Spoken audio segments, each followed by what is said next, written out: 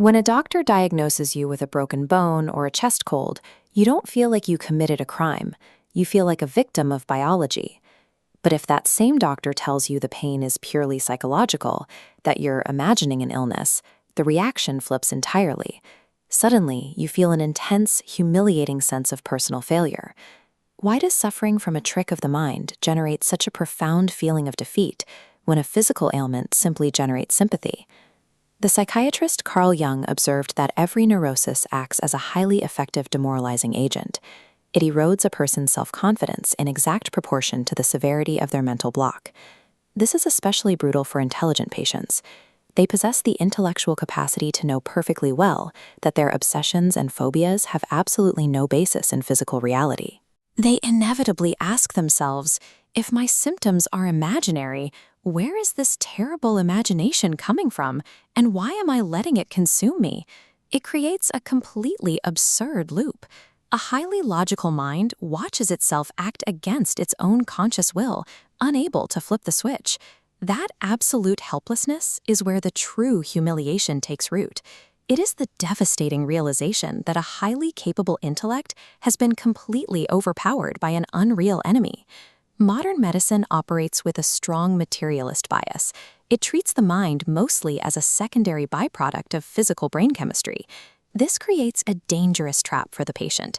If the clinic runs tests and declares there is nothing physically wrong, the patient is forced to assume they are consciously inventing their own suffering.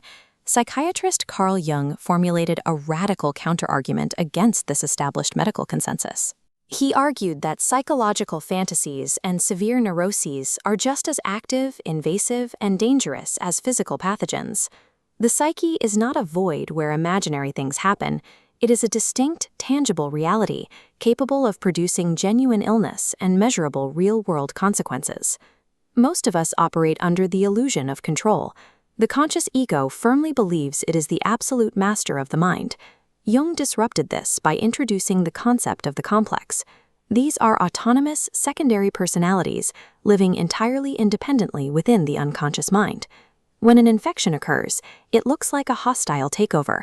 A complex invades conscious thought and overrides rational logic with strange, immutable impulses. The conscious mind is suddenly subjected to a profound shock. It realizes that all its willpower, discipline, and intellect are entirely useless against this internal invasion. The psychological defeat doesn't actually stem from the symptoms of the neurosis itself. It comes from the terrifying realization that you have been overthrown by a hidden force living inside your own house. Traditional psychoanalytic approaches often tell neurotic patients they are secretly, subconsciously choosing their symptoms to avoid reality. Jung found this diagnosis clinically dangerous. By framing the illness as a personal moral failure or an act of cowardice, it completely paralyzes the patient's fighting spirit. Jung's clinical strategy took the opposite path. He framed the complex as an invading, autonomous power directed explicitly against the patient's conscious personality. Proper healing can only begin when the patient treats the neurosis as a legitimate, independent adversary rather than an embarrassing personal flaw. Jung compared the highly rational patient's struggle to the ancient myth of Gilgamesh. When the hero's arrogance peaked, the gods deliberately created a wild, equal adversary to humble him.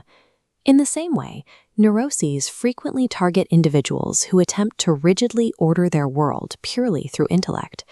The unconscious mind launches a retaliatory strike to break that control. To recover, the patient has to drop the hubris of absolute control. They must acknowledge that the unconscious mind contains immense, uncontrollable power. Overcoming the personal defeat of a neuroses requires respecting the vast, untamed forces of the human psyche.